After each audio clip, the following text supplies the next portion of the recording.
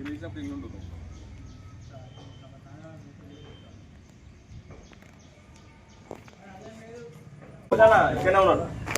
T2 1289 క్వార్టర్లో నిన్న కొంచెం గాలికి మా చెట్టు ఇరిగి మొత్తం రేకుల మీద పడి రేకులు వలిగిపోయినాయి. చిన్న వర్షంకే మాది డ్రైనేజ్ మొత్తము పొంగి మొత్తం వంట రూమ్లోకి నీళ్ళు వచ్చినాయి. ఈ ప్రాబ్లం మేము ఇప్పటి నుంచి కాదు, చాలా రోజుల నుండి అనుభవిస్తున్నాం. 3-4 సంవత్సరాలు ఎంతమందికి రిపోర్ట్ చేసినా పట్టించుకున్న వాళ్ళు లేరు. వేరే వెనక కుండీలో కలుపుతామమ్మా అన్నారు. అదే కుండీకి కలిపి ఇప్పుడు మాకు ప్రాబ్లం తోటి అసలుకి మేము ఉండలేకపోతున్నాం. ఇంట్లో కంపు వాసన, అసలుకి చెరువు వంటరు మొత్తం నీళ్ళల్లో మొత్తం బస్తాలకు బియ్యం బస్తాలు కూడా తడిసిపోయినాయి మొత్తం. అసలు మేము ఈ బాధతోటి అసలు మేము భరించలేకపోతున్నాం. ఎవరికి బట్టి రిపోర్ట్ చేసినా పట్టించుకుంటలేరు. మా బాధ అర్థం చేసుకున్న వాళ్ళు కూడా లేరు. ప్లీజ్ దయచేసి మమ్మల్ని అర్థం చేసుకొని మా బాధను పట్టించుకొని జిఎం గారు కొంచెం తొందరగా సహకరించి మా ప్రాబ్లమ్ని సాల్వ్ చేయాలని మేము కోరుకుంటున్నామండి. చెట్టు గాలికి పడింది, ఇంటి మీద పడదాన్ని తీయడానికి కూడా పర్మిషన్ ఇవ్వట్లేదు. ఇంట్లో ఉన్న వస్తువులను తడిచినాయి. వాటర్ వల్ల ఇంట్లో అంతా చాలా ఇబ్బంది ఉన్నది. వెనుక డ్రైనేజ్ ప్రాబ్లము, వాటర్ కూడా సరిగ్గా రావట్లేదు. మంచిది చెట్టు కూడా పడి రేకులను పగిలిపోయాయి. చెట్టు ఏమంటే కూడా తీస్తలేరు.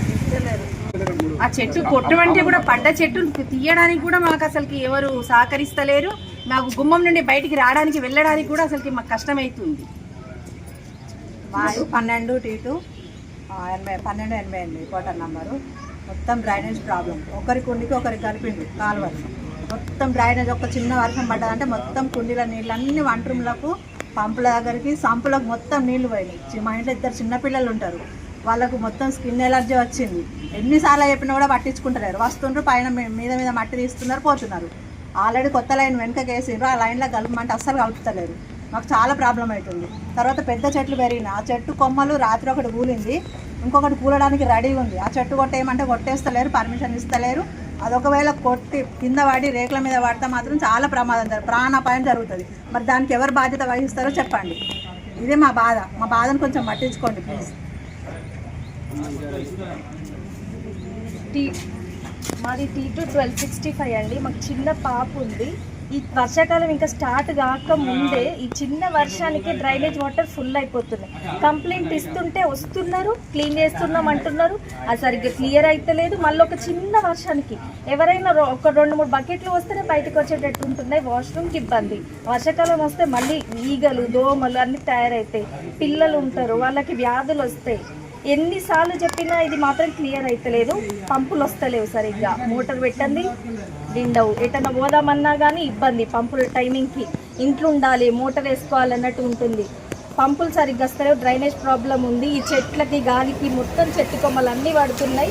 పిల్లల్ని జాగ్రత్తగా చూసుకోవాలి. ఎప్పుడు ఎట్లాంటి సిచ్యువేషన్ వస్తుందో మాకు తెలియదు. ఈ నిన్న సడన్గా వచ్చిన గాలికి ఇప్పుడు ఈ మా లైన్లోనే 3 చెట్ల వరకు పడినాయి. అది కొట్టడానికి పర్మిషన్ లేదు. అది అంటే కనీసం పడ్డది కూడా వాళ్ళు క్లియర్ చేస్తలేరు. ఆ పిల్లలు ఉన్నారు. మాకు కొంచెం ఇబ్బందిగా ఉంది. దయచేసి ఇట్లాంటి ప్రాబ్లమ్స్ ఇంకా మళ్ళీ ఫ్యూచర్లో రాకుండా అన్ని క్లియర్ చేయాలని కోరుకుంటున్నాం.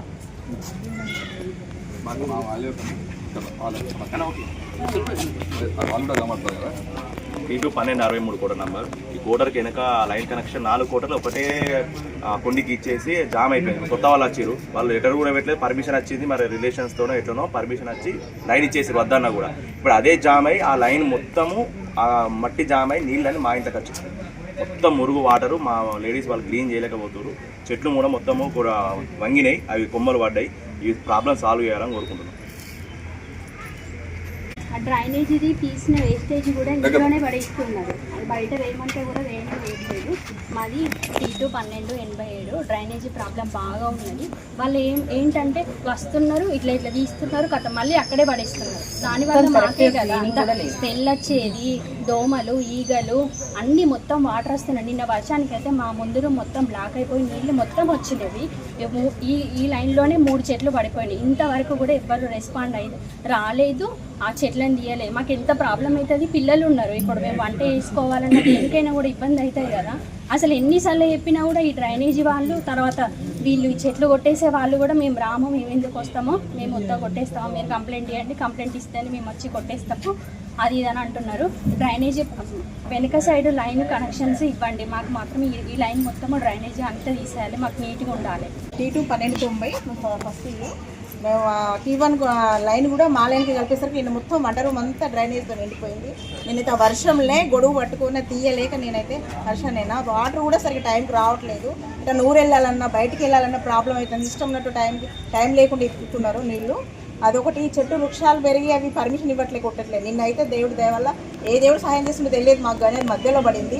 లేకపోతే మా 3 ఇంట్లు మొత్తం అయిపోయి మా ప్రాణాలు పోయేది. ముందు రూమ్లే ఉన్నాము. దయచేసి ఇలాంటి సమస్యలను పరిష్కరించాలని కోరుకుంటున్నాం. పోయి ఇట్లా ఏమని చెప్తే అసలు ఏం దీంతో కూడా పట్టించుకుంటారు. ఎయిటింగ్ల కాలనీ లక్ష్మీనగర్లో 1285, 86 అట్లాగే 1262 నుంచి 63, 64, 65, 66, 1289 వరకు డ్రైనేజ్ సమస్య, మంచిటి సమస్య, చెట్లుపై కోటదిబడ సమస్య, 3 సమస్యలు ఈ ప్రాంతంలో 2 లైన్లకు విపరీతంగా ఉన్నాయి. ఒకే ఒక వర్షానికి ఎక్కడో డ్రైనేజ్ లైన్ తీసుకొచ్చి పైప్ లైన్ కలపడం వల్ల ఈ 2 పైప్ లైన్లు జామ్ అయి డ్రైనేజ్ వాటరు వంట రూములకు కిచెన్ మొత్తం నడిచిపోయింది. బియ్యం బస్తాలు వాళ్ళు అన్ఎక్స్పెక్టెడ్గా ఊహించేది మొత్తం తడిచిపోయింది. గతంలో డ్రైనేజ్ ప్రాబ్లం ఉందని చాలాసార్లు సివిల్ డిపార్ట్మెంట్ వాళ్ళకు కంప్లైంట్ ఇస్తే ఇప్పటికి నిమ్మకం ఎత్త పట్టించుకుంటలేదు. అట్లాగే చెట్లు విరిగిపోతాయి అని చెప్పి ఒక పుచ్చిపోయిన చెట్టు ఉంది కొట్టు అంటే మాకు పర్మిషన్ లేదు, మీరు కొట్టం, మీరే కొట్టుకోమని అంటున్నాం. అది అలా పడిపోయింది. అదృష్టవశాత్తు వాళ్ళకి ఎవరు అవ్వలేదు. 2 క్వార్టర్లు వెనక దిక్కేసుకున్న చెట్లు కిచెన్లు కూలిపోయినాయి. ఆ టైంలో లక్కీగా అక్కడ లేకపోవడం వల్ల సేఫ్ అయింది. లేకపోతే 2 కుటుంబ సభ్యులు ఇలాగ పెద్ద రచ్చరచ్చ జరిగే సమస్య ఇక్కడ. ఎయిటింగ్ లైన్లో ఇదే కాదు, ఇంకా పక్క కాలనీలో కూడా ఒక దాదాపు 8-10 క్వార్టర్స్ జామ్ అయి 3 సంవత్సరాల కానుంచి వెళ్ళి వాళ్ళు విరామం లేకుండా సివిల్ డిపార్ట్మెంట్స్ తిరుగుతూ ఉన్నాం. ఆఖరి మంత్రి గారు కూడా దానికి లెటర్ రాసిచ్చిండు, క్వార్టర్లు రిపేర్ చేయండి అని, డ్రైనేజ్ వ్యవస్థ మంచిగా చేయమని. ఒక 10 సార్లు జిఎం ఆఫీస్కి కానీ సివిల్ డిపార్ట్మెంట్ కలిసినా వాళ్ళ సమస్య పరిష్కరించలేదు. నిన్న వర్షానికి ఆ క్వార్టర్లన్నీ అతలాకుతలం అయిపోయినాయి. మరి ఎయిటింగ్ల కాల్లో ఉన్న కార్మికులు ఎంత, క్వార్టర్లు ఎన్ని, సివిల్ డిపార్ట్మెంట్ వాళ్ళు చూడాల్సిన సమస్య ఎంత, ఈ సమస్య ఎందుకు ఎవ్రీ ఇయర్ పునరావృతం అవుతున్నాయి, పైప్ లైన్ వేసిన తెల్లవారే ఎందుకు జామ్ అవుతున్నాయి, జిఎం గారు దీన్ని పట్టించుకోవాలనుకుంటున్నాం. విజిలెన్స్ వాళ్ళు కూడా దీని మీద ఇన్స్పెక్షన్ చేయాలని చెప్పి సిఐటిగా మీకు కోరుతున్నాం. ఇలా డీజీఎం సివిల్కు మీకు ఫోన్ చేస్తే ఆయన రెస్పాన్స్గా మా డ్యూటీ కాదు మీరే కొట్టుకోవాలంటూ మాట్లాడుతున్నారు. మరి మేము కొట్టుకుంటే మాకేమైనా జరుగుతాయి, వాళ్ళు కొడితే వాళ్ళకేమైనా అవుతానంటే వాళ్ళు బాధ్యులు ఎవరు కాదు, మాకు షార్ట్ చిట్లు సత్పనులు వస్తాయని అంటున్నప్పుడు మరి కార్మిక కుటుంబం కొట్టుకొని అటు చచ్చిపోతే ఎవరు బాధ్యులు అవుతారు? అందుకని ఖచ్చితంగా సివిల్ డిపార్ట్మెంట్ వాళ్ళు లేదా ఫారెస్ట్ డిపార్ట్మెంట్ వాళ్ళు పర్మిషన్ తీసుకొని చెయ్యాలి. వాళ్ళు సివిల్ డిపార్ట్మెంట్ చుట్టూ తిరిగి లాస్ట్కి వచ్చి వాళ్ళ యూనియన్ దగ్గరికి వచ్చింది. పైప్ లైన్ జామ్ అవుతున్నాయి చిన్న వర్షాల కానీ చూసే వరకు ఇంటికి చూస్తే చాలా అధ్వానమైన పరిస్థితి. క్వార్టర్లు పెద్ద చెట్టు ఇరిగిపోయి పడదచ్చి మొత్తం పుచ్చిపోయింది. ఎప్పుడో కొట్టాల్సిన చెట్టు కంప్లైంట్ ఇస్తే పట్టించుకోవాలని చెప్పి వాళ్ళు అట్నే వదిలిపెట్టించారు. అది ఇంకా పెద్ద ప్రమాదం నుంచి తప్పించుకున్నారు. అందుకే జిఎం గారికి, డీజీఎం సివిల్ గారికి, సిఐటిగా మేము విజ్ఞప్తి చేస్తున్నాం.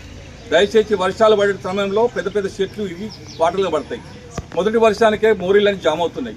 కనీసం మోరీలు కూడా జామ్ చేయలేకపోతే, డ్రైనేజ్ వ్యవస్థ కూడా చక్కగా చేయకపోతే కార్మికులు ఎట్లా ఉంటారు?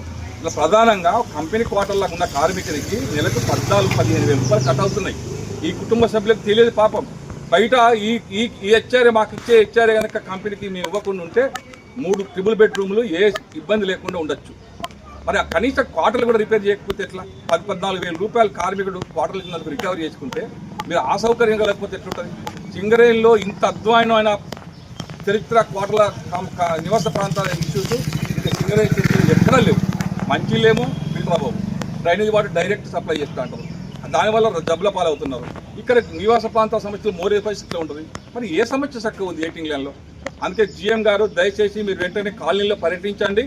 ముందు ఎప్పుడైతే చిక్కుబడియో డ్రైనేజ్ వ్యవస్థ ఉన్నాయో కాంప్లైంట్ మీకు ఇస్తాం, విత్ ఫోటోలతో సహా కార్మికుల ఇంటర్వ్యూతో సహా మీకు అందరికి పంపిస్తాం. మీరు సివిల్ డిపార్ట్మెంట్ను వెంటనే పంపించి ఈ సమస్య పరిష్కరించడానికి ముందు తీసుకోండి. లేకపోతే పై కంపెనీకి కూడా మొన్న డైరెక్టర్ పాకు కూడా కలిసాం, జిఎం గారి క్వార్టర్ల పరిస్థితి బాగా చెప్పినాం, దానికి ఇవి ఆధారం అవుతాయి. అందుకని మీరు వెంటనే చర్య తీసుకోవాలని చెప్పి జిఎం గారికి, అట్లా డీజీఎం సివిల్ గారికి, సిఐటిగా మేము విజ్ఞప్తి చేస్తా ఉన్నాం.